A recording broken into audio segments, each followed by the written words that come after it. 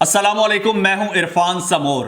آج نااہلی تو میاں نواز شریف صاحب کی ختم ہوئی ہے، لیکن پی ٹی آئی کے دوستوں کے لیے آج میرے پاس 2024 کی سب سے بڑی خبر ہے اور سب سے بڑی خوشخبری ہے ایون میرے پاس پی ٹی آئی کے لوگوں کے لیے۔ اور وہ خبر وہ ہے جس کا نہ صرف پی ٹی آئی والوں کو انتظار تھا بلکہ ان کو خدشہ بھی تھا اور ان کی خواہش بھی تھی، اور وہ ان کی خواہش اب پوری ہو گئی ہے۔ وہ خبر ہے عمران خان صاحب کی رہائی کی۔ یہ دیکھیے خبر میرے پاس ہے، یہ میں آپ کو پڑھ کے سناؤں گا کہ عمران خان صاحب کی رہائی کا آرڈر جاری ہو چکا ہے اور اب آخری مراحل میں ہے۔ دوستو یہ خبر آپ کو تفصیل کے ساتھ بتاؤں گا، لیکن اس سے پہلے نئے آنے والے دوستوں سے گزارش ہے کہ وہ اس چینل کو سبسکرائب کر لیں، بیل آئیکن پر کلک کر دیں اور فیس بک پیج کو بھی فالو ضرور کر لیں۔ دوستو میں نے آپ کو خبر دی تھی کچھ روز پہلے، میرے خیال میں کل پرسوں 2-3 دن پہلے خبر دی تھی کہ عمران خان صاحب کی رہائی کی ڈیٹ فائنل ہو چکی ہے، اور جو میں نے ڈیٹ دی تھی، جو میرے سورسز نے مجھے ڈیٹ دی تھی، وہ تھی 15 جنوری شام 7 بجے تک۔ میں نے یہ کہا تھا کہ خان صاحب رہا ہو جائیں گے، یہ ڈیڈ لائن تھی 15 جنوری کی۔ لیکن کیا پتا تھا کہ 15 جنوری سے پہلے ہی عمران خان صاحب کے رہائی کے آرڈرز آ جائیں گے اور عدالت آرڈرز دے دے گی، جس کے بعد عمران خان صاحب رہا ہو جائیں گے۔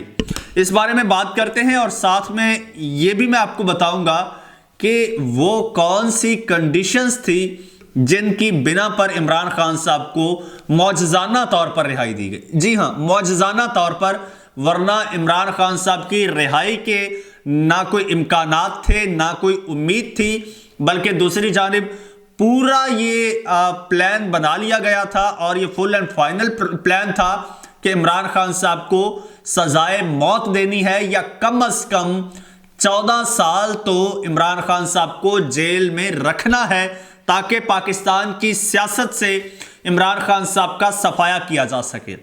لیکن کیسے عمران خان صاحب نے نہ صرف پاکستان کی سیاست میں اپنے آپ کو ان رکھا، زندہ رکھا، بلکہ جتنے بھی بڑے بڑے بوگس کیسز تھے ان سب سے باہر نکل آیا۔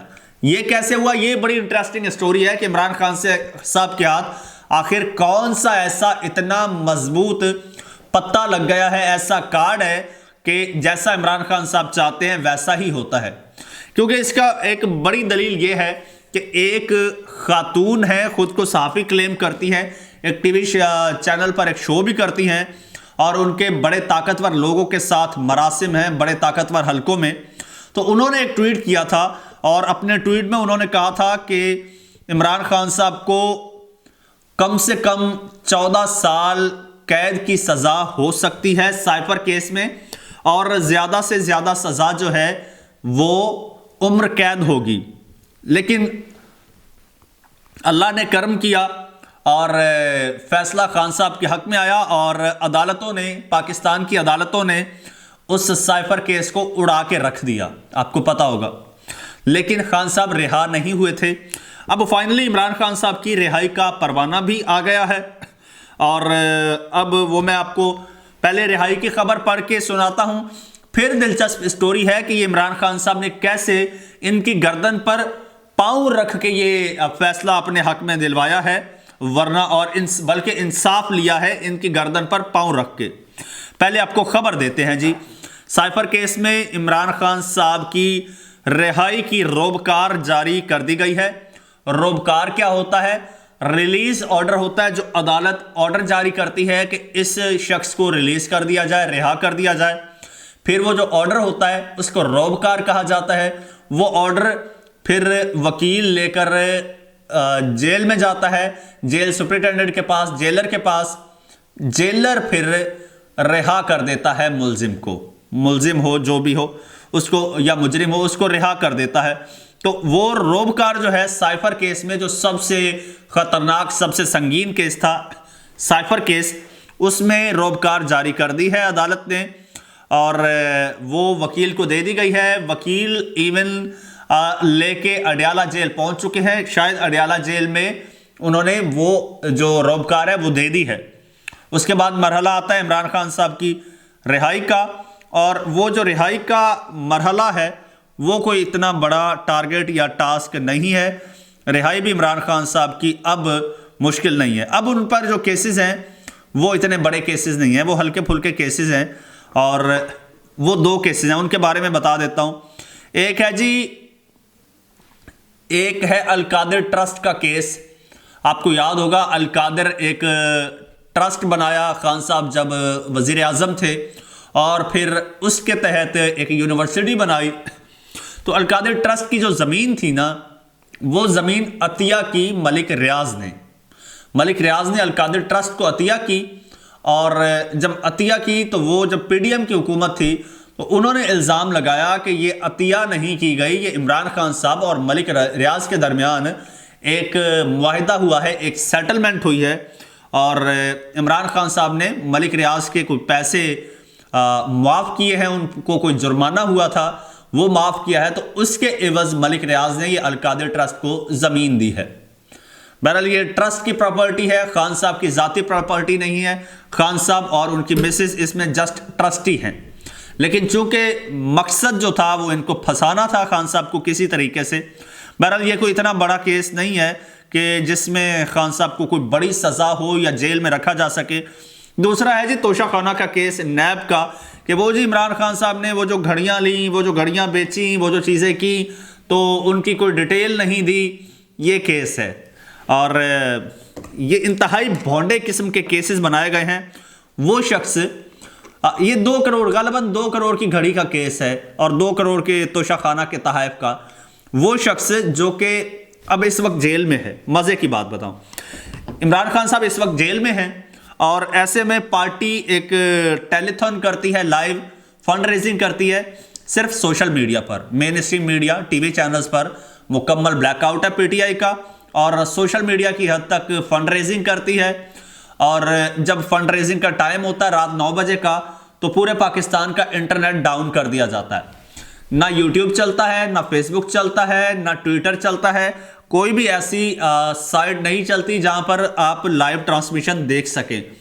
پورے پاکستان میں لوگوں نے کیا کیا, لوگوں نے وی پی این لگائے. وی پی این لگا کے لوگوں نے وہ نہ صرف اسٹریمنگ دیکھی, نہ صرف وہ ٹیلیتھون دیکھی, بلکہ اس میں جتنا انہوں نے یہ روکنے کی کوشش کی, اتنا اگریشن کے ساتھ, اتنا غصے کے ساتھ, اور اتنا جذبے کے ساتھ, اتنا ضد میں آ کے انہوں نے اتنا پیسہ دیا کہ عمران خان صاحب وہاں پر موجود نہیں تھے, اس کے باوجود چند گھنٹے میں 10 کروڑ روپیہ جمع ہوا ہے. یہ اس بندے کی ورتھ ہے, اور اس پر انتہائی بھونڈے قسم کا الزام لگایا گیا, وہ بھی صرف 2 کروڑ روپے کا. تو یہ 2 اس وقت بیسیکلی کیسز ہیں, ایک توشہ خانہ نیب کیس, اور دوسرا القادر ٹرسٹ والا.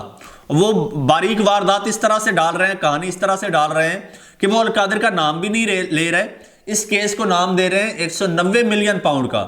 وہ کہتے ہیں القادر نہ بولو, گناہ ہوتا ہے, 190 ملین پاؤنڈ بولو. اس طرح سے اس کو جو ہے وہ یہ باریک وارداتیں ڈالتے ہیں. تو اس بارے میں پھر کبھی ڈیٹیل میں بات کریں گے کہ اس کے پیچھے کیا لاجک ہے. لیکن اس میں اب یہ 2 کیسز بچے ہیں, تو ان کی کوئی خاص اتنی ویلیو نہیں ہے. یہ میرے خیال میں اب پہلی جو سماعت ہے نا, اس پہ اڑا کے رکھ دیے جائیں گے. وہ کیوں, یہ بھی آپ کو بتاتا ہوں. خیر, اس کے بعد عمران خان صاحب کی روبکار سائفر کیس میں جاری ہو چکی ہے. عدالت نے آرڈر دے دیا ہے کہ یہ آرڈر جیلر کو دو اور خان صاحب کو رہا کراؤ. اب جو 2 کیسز ہیں ان پہ تو ویسے ضمانت بنتی ہے, اتنے کوئی نہیں ہے, اور ان دونوں میں عمران خان صاحب انڈر ٹرائل ہیں, کوئی کنوکٹڈ نہیں ہے.